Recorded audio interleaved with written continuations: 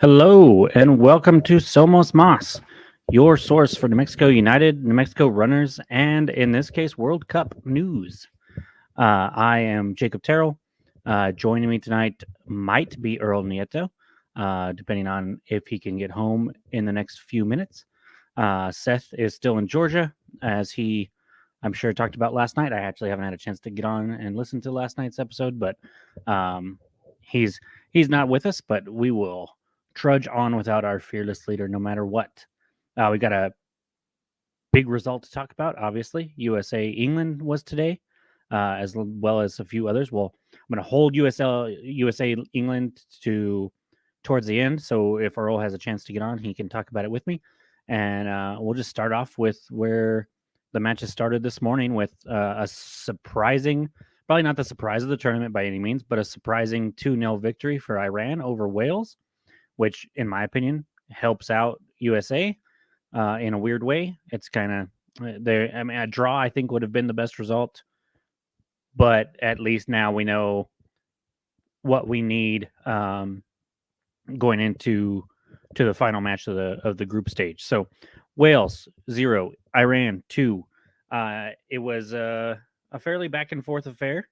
Iran, I feel like, was the better side through much of, if not all, of the game. And then we had a few chances. Iran actually scores in the 15th minute, but it gets called back. Tom's back. Welcome back, Tom. Iran scores in the 15th minute, but it's called back because of an offside call. It's a correct call. It was just the wrong decision to pass that ball. I think he should have put it on frame because to me it was pretty clear that whoever he was passing it to was in an offside position. But nonetheless, it gets wiped off. They're clearly the better side the rest of the first half. They have a breakaway chance in the 51st minute, which this sequence was crazy. Breakaway chance. Iran gets the ball into probably the eighth, probably around 8 yards out. Hits the post. Ricochet come out. Iran gathers, and then hits the post again from about 18 yards out, and then the rebound goes right to an Iranian player who puts it on frame, but is an incredible save by Hennessy, who we'll talk about in just a few minutes. And somehow the Welsh team gets out of that without giving up a goal. I don't know how it happened, but it did. Welsh save another nice chance in like the 73rd minute, and you're thinking, man, Iran's just not going to be able to put one through on Wales here, and it's going to end in a draw, and that's going to be that. But then Earl's in the foyer here. I'm going to bring him in, see if he watched this play and get his thoughts on this. Earl, Hey everybody! Sorry I'm a little bit late. what's up, Earl? How was that? Dallas was great. Yeah, that's good. I saw your seats up there for the Cowboy game. Cowboys got a win. I bet you had a good time. Oh, it was great. It really was great. I had a blast. Minus the cold weather and just minus the cold weather, it was great. Well, you'd had to deal with the cold weather here anyways, so at That's least what I heard. you got to deal with it in Dallas and got to watch your team play. I, for one, will never go to another football game live. It's just not worth it to me. But to each their own. Was that your first one, or have you been to a Dallas game before? That was my fourth one. Yeah, see, that's crazy to me. Yeah. I went to one and was like, you know what? I can't see anything from up here. And they just stand around for a huge chunk of time. And then there's like 5-10 seconds of excitement for a play. And then they just stand around for another huge chunk of time. So I said, screw it. Yeah, no, there's no bad seats in Cowboy Stadium. I mean, even the seats that we were in, we were kind of up on top. Pretty much climbed to the top of AT&T Stadium is where our seats were. It kind of looked like it. We were looking through the hole in the roof, just hoping for a good view. But really, we're not here to talk about AT&T Stadium. No, we're not. So before you hopped on, I was talking about Iran versus Wales, and I got to the red card. Did you see this play? I did not. I was gonna watch the replay before I hopped on, but obviously, with me telling you I was gonna be here, I kind of just hopped on without seeing it. Yeah, no problem. I heard some about it. where So- he kind of knocked over so- somebody or something. Oh yeah, he like he it looked like he went for like the Karate Kid crane kick, but missed luckily. And the dude kind of ran into his leg, but he came way out of his box, something I know Earl does not like. Seth's hopping on the stream. Seth is here. I guess I could take off. Fuck this place. We have a full house. Seth, I was just talking about the Iranian or the Welsh red card. Dude, let me tell you. Like, Thoughts on that real quick. Earl didn't have thoughts on it because he hasn't watched it yet. Earl, stick around though. Don't leave because I know you watched the USA match, so we will get to that shortly. I know you didn't care about the other countries because you're American, red-blooded, full through and through, and you don't care about the other teams in this tournament. But we will get there, I promise. Yeah, no apologies for. I was watching the Florida State game, which is fantastic, by the way. That means nothing to me. This is a World Cup podcast. We do not talk about Exactly. anything but the World Cup, unless you listen to the last 5 minutes where we talked about the Cowboys game with Earl. But other than that, World Cup only. No, so yeah, Wales, Iran, obviously, I thought it was going to come down to the wire. I didn't think Iran had a shot in this, and then Hennessy goes and pulls a stupid fucking move. Just Well, absolutely Iran, dumb play. Did you not think they had a shot when they began, or at that point Yeah. in the match? No, at the beginning. Okay. At the beginning, I didn't think they had a shot. I wasn't high on Iran's chances of walking away from this with a win. I felt like Wales was good enough to keep Iran in check. And yeah, 83rd minute. Hennessy, That wasn't the case before the red card. Just to be clear, No. Iran was clearly the better team here. Yeah, no, Iran played really, really well. I was really surprised, but I felt like Wales had done enough to that point, And then I don't get it. I don't get the decision here. I know Earl's the one that yells about goalkeepers, but this was a dumb decision. It really was. If he really thought he could get there, then it's one thing. And I'm assuming a keeper's not going to come out unless they really think they can get there.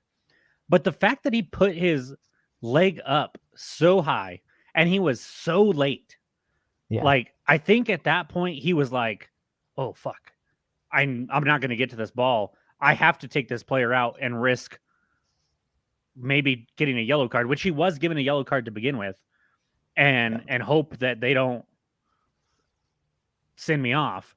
And honestly, I think if it had just been a normal tackle, it would have just been a yellow. They'd have had a free kick. He'd have been Mhm. okay. But because he like karate crane kicked for the ball and missed and caught the dude in the chin with his thigh, basically, you're going to get a red card. It just looked terrible. It did. It looks really, really bad. And honestly, I felt like if he had played the ball, if he gotten the ball, there's no call there. Right. Because I felt like I didn't say I feel like he was late, but I felt like it was a dangerous play. It was a absolutely reckless Yeah. play. But I don't think he had a chance at the ball when he jumped. By the time he jumped, he was like, I ain't getting this. I just got to take this dude out. And that being said, I mean, the Welsh team played fairly well for the next 10 minutes. The better chances before they actually scored were before the red card. I was talking about a moment in the 51st minute when Iran hit the post twice and then had a remarkable save by Hennessy. That at that point you're like, wow, that could have saved the match. And then he gets sent off, and then we have 9 minutes of stoppage time added on because of everything. And in the 8th minute of the said stoppage time, Iran finally breaks through. Beautiful goal from the top of the box, finds the bottom right corner of the net. Iran celebrates. The Welsh are obviously dismayed.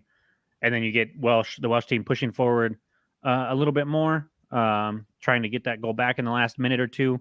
And Iran's able to counter, get another breakaway goal, finish that where it's 2-0. And here we are. What was that? I know you said that you didn't think it was going to happen before the match. Earl, did you expect Iran to do anything? Did you have any preconceived notions going into this match? That's a loaded question. Non-political preconceived How many- notions how many- going into this how many- match? How many bombs do I want to drop Did right you think Iran could win or not? now? Fuck no. Okay, there we go. That's all I needed. That's all I needed. So I thought a draw was possible, was probable, honestly. And so I did not. Did either of you get up for it? Or Seth might have. It was at 5 for you, right? Yeah, I woke up. And I caught most of it, the second half anyway. So I got to see the red card live. But yeah, we did not catch the opening half. This is the one sporting event that I wish I was on the East Coast for, because if it was 5, I could conceivably get up for the first match and not miss it. But Yeah. when it ends at 5, there's no way I'm getting up before that to catch it. So no, I actually went to bed at 3:00 this morning. So no, I did not watch the match. Well, you went to bed right at the start. That's not very smart, Earl. That's about the time I got to Lubbock this morning. Was 3:00 in the morning. Gotcha. Any more thoughts on Wales, Iran? Anything there? Nope. Move on. All right. The next match of the day, host team to Qatar, looked better than they did against Ecuador, but still lost by 2 goals. They did finally score their first goal in World Cup history in a 3-1 defeat to Senegal. I thought Senegal looked better in the first half, but Qatar, I felt after Senegal had the lead, especially the 2-0 lead, Qatar really took it to them and got a goal back with enough time to try to make a run at another goal to get a draw out of it. But at the end of the day, Senegal get another goal at the end to make it 3-1, put it out of reach. Any major thoughts on this one, Earl? No, actually, no. Seth, I thought any major thoughts on this? I'm just kidding, Earl. I'm just kidding, Earl. so. I actually watched this match this morning with my family in a hotel room in Lubbock. And really, yeah, I thought that Qatar played a lot better after they got scored on twice. But once again, it's Qatar, who's not known for their soccer team. What are they known for, Earl? No, mute.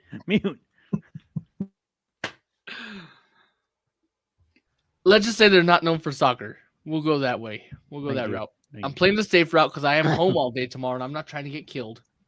Or dismembered, one of the two. I'm just happy that you guys popped on so I don't have to see just my giant face as the screen. That's a terrible sight. It is. It really is. Especially in this lighting. It's not good. When I watched it the other day, I was like, oh God, really? And I didn't do the countdown to start the other day because I just thought you hit go live and it did the countdown. I wasn't paying attention. And I hit go live and then go live again. And I was like, oh, that's just my face. Oh, okay. Hi. Anyways, watched it in a hotel room. Yeah, so I watched it in a hotel room. I was trying to explain to my younger brother the little bit that I know about soccer. Blind leading the blind. Exactly. So it's kind of interesting. Luckily, it was only Qatar, so it's kind of easy to break down on where they were messing up. Which was actually weird to say that they weren't really messing up. They just got outplayed. Yeah. I mean, Senegal is a good team. I think I'm really excited for the next match in this group between Senegal and Ecuador. That's basically going to determine who goes through, assuming that there's a winner there and it doesn't go to a draw. Qatar, if you tell me if you guys remember this, Qatar actually had Senegal had a couple half chances, but Qatar had a really good chance in like the 34th minute. And the dude for Qatar, instead of shooting the ball or passing the ball, or making a soccer play, decides that he's going to run into the guy that's chasing him on purpose to try to draw the penalty instead of trying to score an open play, and it backfires because it was obvious what he was doing. And that play really stuck out to me. Like, see, this is why they don't belong here, because that is not the right play to make there. Any other team, that ball gets squared across or a shot put on goal or something. But instead, he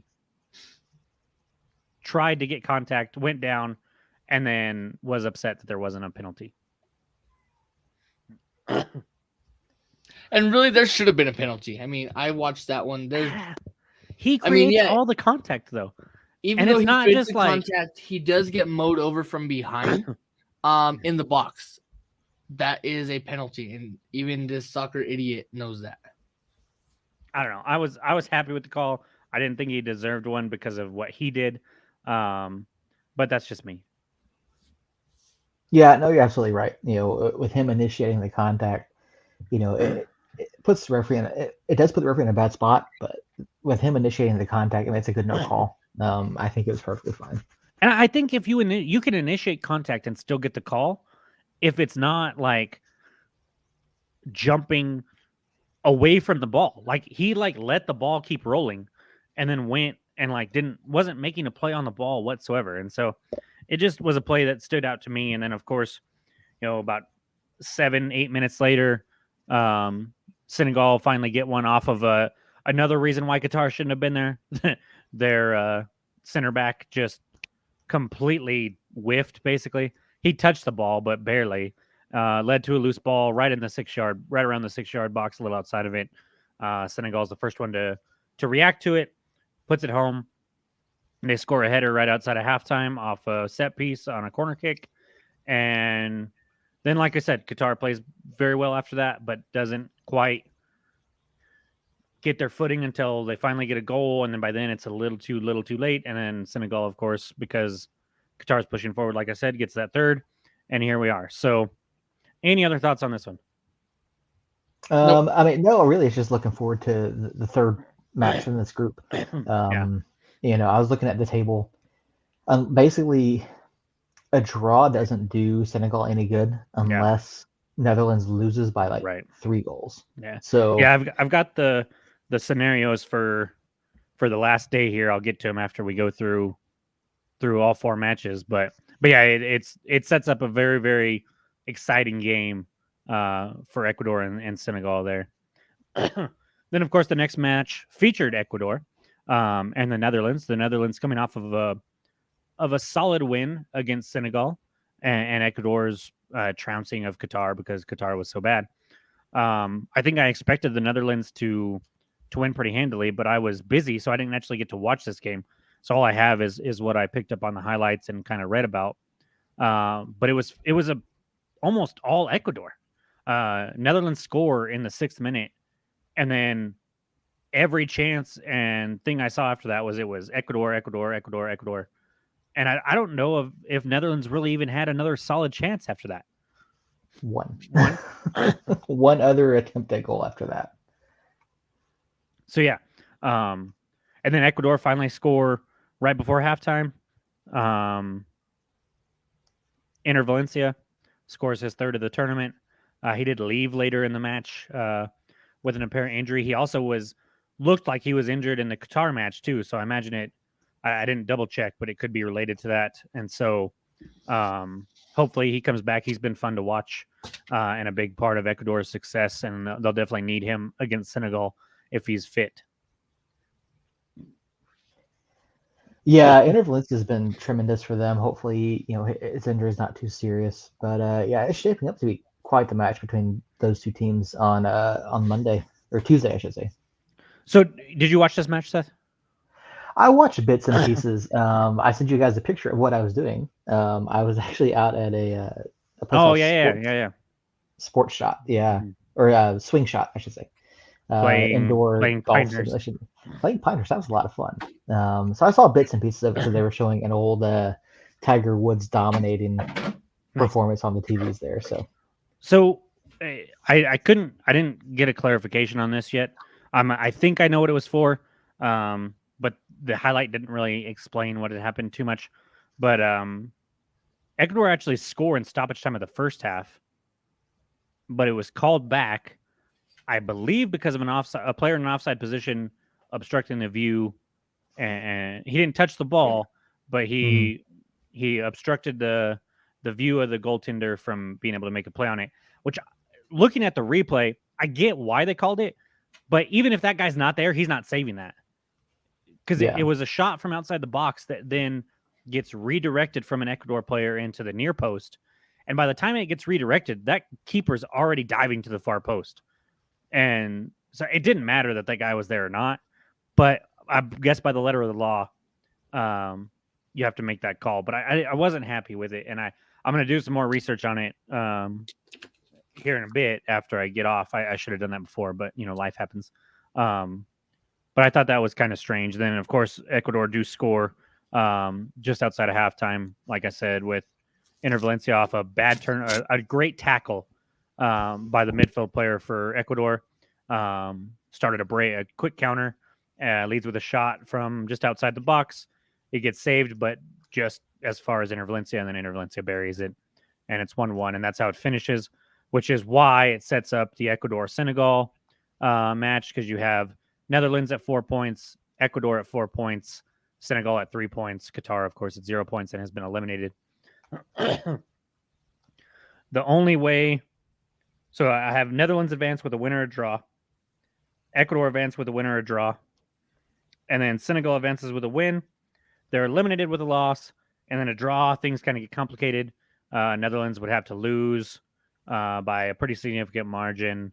I don't see Netherlands losing to Qatar, but I guess stranger things have happened. But so I think it's going to be Netherlands, and then whoever wins out of Ecuador and Senegal. And at this point, either one I'm cool with. I'm excited about both teams, and we're probably going to get the Netherlands as the winner of that group if we can get out of this group.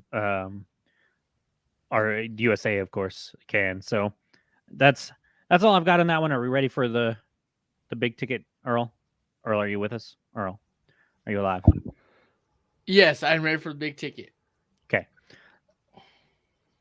I wish I had a number to say here other than 0, but USA, England, 0-0 draw. USA looked really good, I thought. In the defense, in the midfield and defensively, we were dominant. I think our defense, when we just want to sit back, is really actually fantastic. As long as we're not playing too far back of a line, because that midfield, that McKinney, Musa, Adams midfield, is just killer. And then in attack, we had a few chances. Pulisic obviously hits the post in the first half. 33rd minute. McKinney had a really nice chance in like the 22nd minute or so, where a ball comes in and he's like just inside the penalty spot and just skies it, just sends it to the moon, as Earl would say. And so that was kind of disappointing. You had Zimmerman with a fantastic block of a Harry Kane shot from the PK spot, basically, in the 10th minute. And then kind of just a lot of back and forth.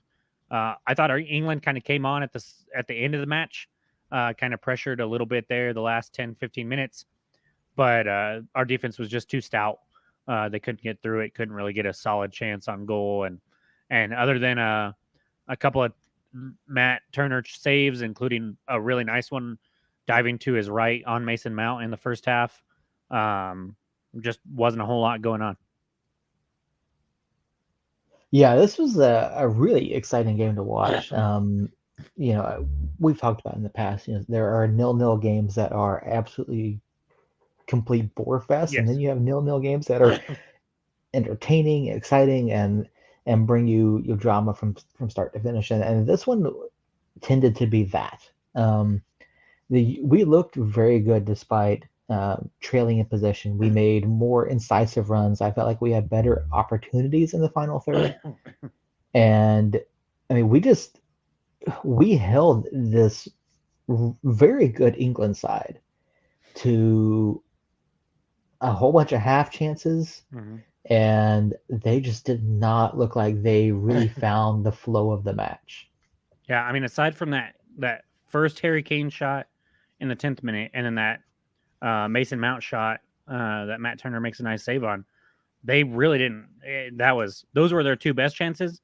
And I mean, on the Harry Kane shot, I think there's like 3 people between him and goal, if not more, for the U.S. I think there might be 4 plus an England player, like right there. So it was muddied and was going to be tough to score there anyways. It's Harry Kane.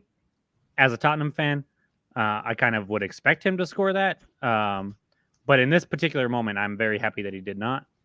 and then Mount was kind of on a rush, not really a breakaway, but just kind of found a little bit of space and shot it from 26, 28 yards out and put enough mustard on it that Turner had to do something with it. But yeah, other than that, the defense just shut him down. Earl, your thoughts? Earl did not watch this game. Earl did watch this game on the way home. He was driving home today, so he had time to watch. You were watching it and driving? No, I was not driving. Oh, okay. For legal purposes, Earl was not driving. Hey Google, what's the weather tomorrow? What are you? Sorry. What are you doing? Doing a lot of things at once. USA, England, talk. So, before we get to that part, I was gifted with a new Nest Home. And the hub I'm trying to set up as well. Anyways, USA talk. Yeah, so we came out very sluggish. I don't think we came out hot. But then we warmed up to the game. I mean, obviously holding England to 0, that's a plus. I mean, obviously we held ourselves to 0 at the same point. I like that phrasing that we held ourselves to 0, because a lot of times that is US's problem, is they just lack one touch, one pass, one finish from scoring. I've got a take, but I'll save it till Earl's done. Yeah, so I mean, I obviously missed the part where Gio Reyna came on, so that's my apologies. Because I sent you guys that text where he was at the beginning, and then obviously you guys didn't get it till the match was over. Perks of having T-Mobile in the middle of fucking nowhere. Anyways, I digress. But yeah, so really second half we played really good, where England was pressuring us a lot and we managed to maintain our own. I would have loved to see Weston McKennie stay on. I mean, he was playing lights out today, minus the not scoring part. But I do believe if he were to stay on, he probably would have got a goal. I probably have never felt so much heartbreak in my life when Pulisic didn't put that one in and bounced off the crossbar. I'm pretty sure the entire country felt that one. Yeah, I mean that was a pretty shot. It's a real shame that it didn't go in. I don't think it's going in, even if it's actually on frame. Pickford had it pretty covered right there. In fact, yeah, but he was out in front of that ball though. He was out in front of it, and that ball dipped behind him. Did he not get a touch on it? No, because it was close. It looked like he got a touch on it. So when his hand went up, it was already bouncing off the crossbar. So if he was an inch lower, that's in. See, I think if it's an inch lower, it's saved. Is my opinion. He had his hand up before the ball got there, is what it looked like to me. But that's neither here nor there. It didn't go in. I just think he was too. I just think he was too far off the line, because the way that ball dipped at the end, like I think if it dips just a slight bit more. If it dips more, yes. But if it was aimed with the same movement that it had, a little lower, so it actually break in, I think he gets a paw on it. But I guess it's neither here nor there. It would have been incredible had it gone in, but it didn't, and so here we are. One guy that these last two matches, man, Tyler Adams is a monster. He is fucking everywhere, doing everything, and just putting out fires before they even get a chance to start. Starting fires going the other way. I mean, he had the one moment I have in my notes. 52nd minute, Adams is incredible. That's all I put. And he, Jedi Robinson gets caught pushing way up the pitch. England find that space.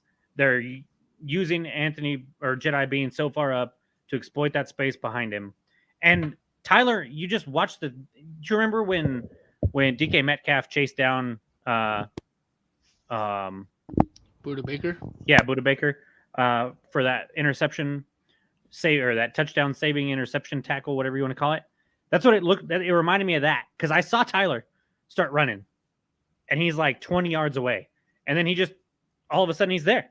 He's just caught up, and he makes a tackle, and makes like the cleanest tackle I've ever seen while traveling like literally as fast as you can, and then turns and clears it, goes the other way, starts something the other way. I mean, it was insane, and that was just the one of the plays that really stuck out to me. Yeah, Adams has been phenomenal.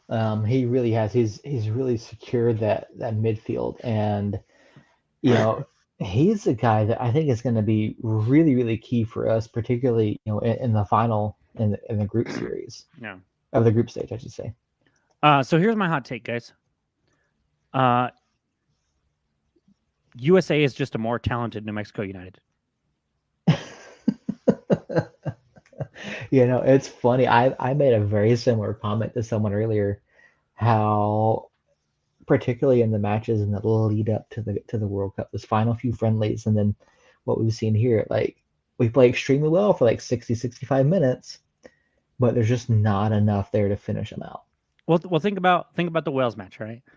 Get an early goal, clearly look the better side, give up a late goal, late penalty, late off a recycled set piece, I believe it was. I mean, that's as New Mexico United as it gets. And then today, we play a team that's better than us, quote unquote. We are the better team, and then don't come away with anything. I mean, those two matches are United season in a nutshell. And having 2 draws to show for the 2 matches that we played, I mean, that's about as New Mexico United as it gets to me. So that's what I've been thinking about this whole freaking time. And it's infuriating, and makes me nervous for Iran, if I'm being honest. Yeah, no, Tuesday against Iran is going to be very, very interesting. I really want to see, which side comes out on Tuesday. Yeah. So with that being said, we know England is basically through.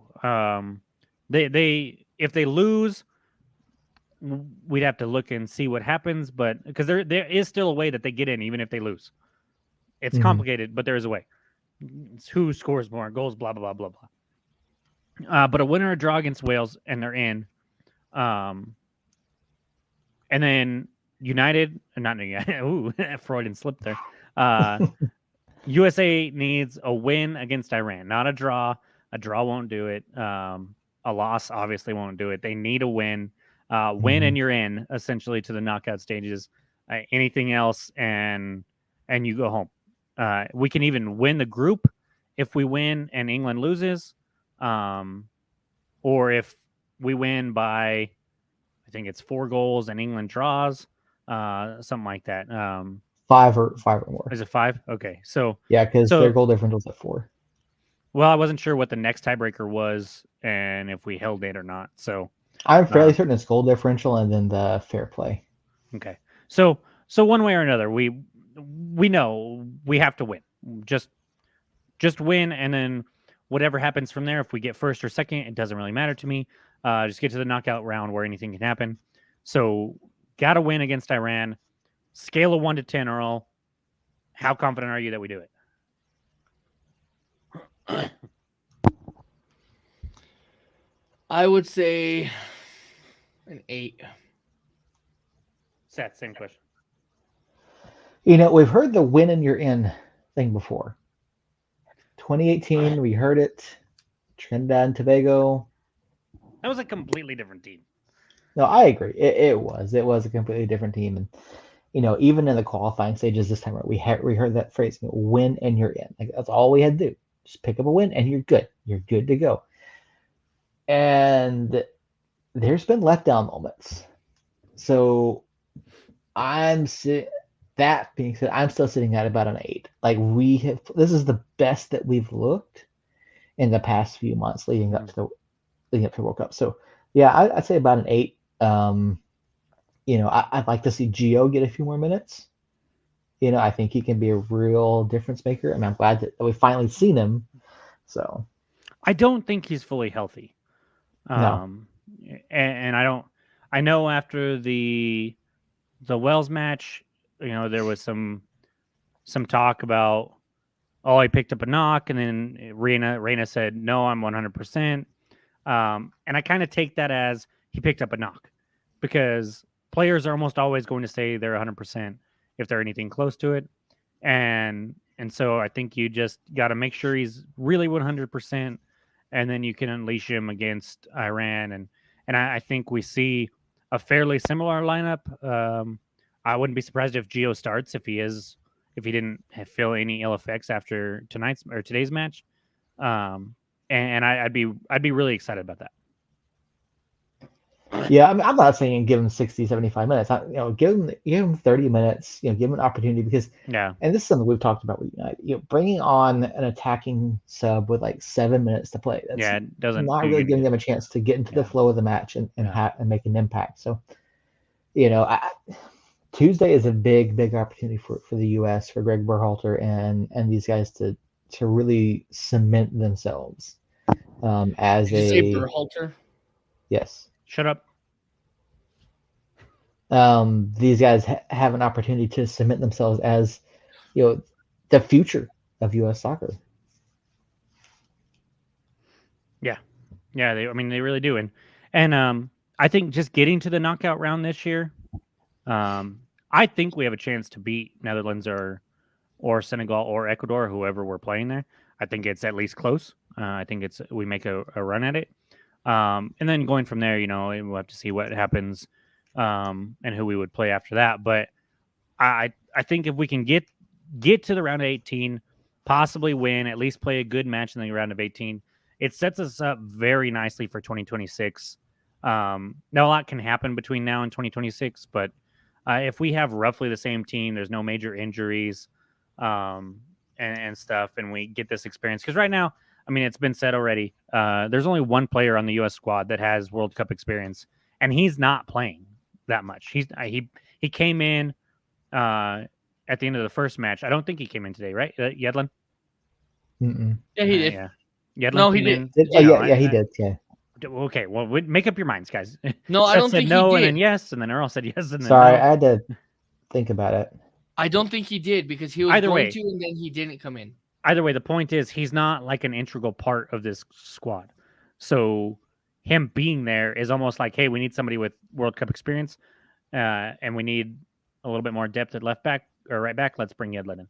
And so he's not starting. We're not counting on him to be an every minute player. And so getting these guys that we do count on being every minute players like Christian and McKinney and Adams and stuff, this experience I think is huge for the next year or for the next World Cup. And it just comes down to that. I think I'm a little less confident than an 8. Not much. I'd probably put me at like a 7, 7.5 even maybe. Iran definitely looked beatable. They looked really good against Wales, but I think if we can come out and kind of punch them in the mouth at the beginning, we can. I'm not going to say we're going to come out and win 6-2 like England did, but I think we can get a comfortable win and move on. It's just how do they handle the pressure of winning you're in? Because this is a knockout game, right? And it's even more than a knockout game, because at least a knockout game, when you get close to the end of the regulation, you can kind of play for extra time. When you get closer to extra time, if you're not the better side or they're pressuring you, you can just kind of strap in and wait for penalties. You can't do that with this. You got to finish the 90 minutes in the lead in order to advance, and hopefully they can do that. But that's not till Tuesday. We still have 4 matches coming up tomorrow. Tomorrow is who's on tomorrow? Earl? Or is it Seth? Tomorrow's matches, you've got Group C and D tomorrow. Yeah, who's podcasting for us tomorrow? I'm on the schedule to do that. Oh tomorrow, yeah, so. you are. That's right. Yeah. That's right. So we got C and D. We've got Argentina, Mexico, probably the headliner of that, I would say. That's the 12 o'clock game. Yes. What are you guys' thoughts on that one? You gonna watch it? You think Argentina bounces back? You think Mexico can shock Argentina for a second time this tournament? Of the matches tomorrow, this is the must watch for me. It's I've- also a must-win for Argentina. I've got a different one, but this one's up there. The I've got- France-Denmark one. Yeah, I've got 1A and 1B. Yeah, I mean, you could even argue the Poland-Saudi Arabia one as well. That one's interesting. This is definitely to me. This is definitely my sleep-in day. It's like, hey, Mhm. 3 a.m. I'm not going to watch that one anyways. And it's Tunisia, Australia, probably the biggest snooze fest of the tournament so far, as far as the 3 o'clock one for me. Poland, Saudi Arabia, a little bit intrigued there at 6, but if I sleep till the end of that one, I'd consider it a good day, I think. Yeah, I mean, there's a lot of storylines looking at tomorrow. I mean, obviously Argentina coming off a loss to Saudi Arabia, Mexico, and Poland played to a draw the other day, both of which were drastically underwhelming results. I felt like for both sides, and so this is a chance for one of them to make a statement. If Argentina doesn't win here, like I feel like they're in. I mean, obviously they'd be eliminated, but that's a huge shift for Argentina. If they get a draw, depending on what happens in Poland, Saudi Arabia, they're still alive. Yeah. And I think even with a loss, depending on what happens in Poland and Saudi Arabia, they'd still be alive. Potentially. With certain things going certain ways, but it definitely feels like a must-win for Argentina going against the Mexico side that desperately needs like some positive momentum there because they just have not looked good for a while now. Mhm. And I personally think Argentina comes out and stomps them, but I wouldn't be surprised if it's 0-0 in the 80th minute and we're like, what the hell's going on in this world right now? Yeah, Earl, that could go a number of different ways. Earl, will you be watching that match? You Which look one is like this? you just woke up, by the way, Earl, just so you know. I feel like I just woke up. Anyways, Argentina, Mexico. Argentina, Mexico. What time? Noon. No, He's I will not be. even paying attention. Thank you for joining us, Earl. Sorry, I'm working on Thanksgiving plans for tomorrow. No, I will not be watching any soccer tomorrow because I have 2 Thanksgivings I have to be a part of. So no. How far do you have to travel for said Thanksgivings? One said Thanksgiving is in Mountain Air, and the other said Thanksgiving is in Albuquerque. Not too bad. Could be worse. Yeah. Also, I do want to thank Tom for the 1,000 stars that he sent us. Yeah. Did he send 1,000 today? Oh wow. Yes, he did send 1,000 stars to us. He sent 500 the other day when I was on. So kudos to Tom. Oh wow. Thank He's you. awesome. So yeah. Any thoughts on Tunisia, Australia? Either of you? Anything there? No. I feel like Australia is going to win this one, but yeah. It could be anybody. I don't know if it matters. Although if France comes out and stomps Denmark and somebody actually gets a win in that Tunisia-Australia game, Denmark's in a little bit of hot water. And so it's going to be the second round of matches is fun because it sets up all the possibilities for that third match, and you kind of know what's needed of you, what's needed of the team you're following, you're rooting for, whatever. Now, Poland, Saudi Arabia, you mentioned it a minute ago as kind of a sneaky one. Like Saudi Arabia could really like grab a stranglehold on this thing if they can get a win out of Poland, and even a draw. They're sitting pretty good. Even if Mexico wins, they're still tied at the top with 1 match to go. And so that's going to be a fun one. See if Saudi Arabia can build on this momentum that they got by beating Argentina, or if it was a one-hit wonder, which is what I think is going to happen because they had a national holiday after beating Argentina, which really pissed me off. But the thing about Poland is that they Poland drastically underperformed. Earl, mute your Alexa. That's a Google, by the way. Whatever it is. And that's my phone going off. Thank you very much. But I mean, yeah, Poland drastically underperformed the other day. They're a side that should be doing better than they did. So I mean, if Saudi Arabia can get a result out of that, I think that they're in a really good spot. Even like I said, even if Argentina, if Argentina or Mexico win, like they're still okay. Yeah. Yeah, Saudi is they'd be, if Mexico wins, Saudi would be tied for first. If Argentina wins, Saudi's, they're still at top of the group. So, I mean, we may see a shock here. Yeah, and definitely. And then My match of the day is that Denmark France game match. France looked really good after falling behind against Australia. They came back, had a lot more chances, finished 4 of them, ended up winning 4-1. And they're going up against Denmark side that ended up drawing with Tunisia. Not the result that you really wanted at that point. I think Denmark is a good team. I've got a couple players on the Denmark side, one that plays for Tottenham that I really like to watch. He's probably my favorite player on Tottenham, so I'm kind of rooting for him here. But it's very interesting. I'm looking forward to it, and from 9 o'clock to about 2 o'clock, I'll be at least keeping one eye on those matches, unless they turn into a blowout, then I might bail off a little bit. But definitely looking forward to that. I'll be on a plane in the morning, so I will. I'll be spending my afternoon watching the replays. So, are you on your way back to New Mexico? Yeah, we'll be back tomorrow. So nice. But yeah, I'll be able to watch everything from the 12 o'clock on live. So good deal. Well, with that said, any parting thoughts, gentlemen? No, keep watching. Earl, I think, is listening to me. Yeah, I'm listening, Google. but my Google's still it's still talking. Okay. Yeah, we're talking about sleep health right now. So any final thoughts, Google? She said, "Fuck off." Oh, okay, good. I didn't know Google was so vulgar, but apparently they are. Hey Google, wake Earl up at 7:30. No, 3 for the match. Wake him up. He can't watch during the day because he's doing Thanksgiving, so he's got to watch the 3 o'clock one. Hey Google,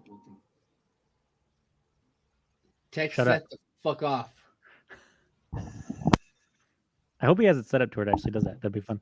Oh, she can't send text right now, so. Well done. But I do have an alarm set for 7:30 tomorrow. Good. Well, guys, went a little longer on that one, which I guess is to be expected with the USA-England match and 3 of us on here. But Seth will be on tomorrow to break down all the matches from C and D and previewing Sunday's matches of E and F, which I am really looking forward to. And I will be here Sunday to talk about those with maybe 1 or 2 gentlemen join me again. Who knows? We'll have to wait and see. But until tomorrow at 9 o'clock with Seth, Somos Unidos, guys.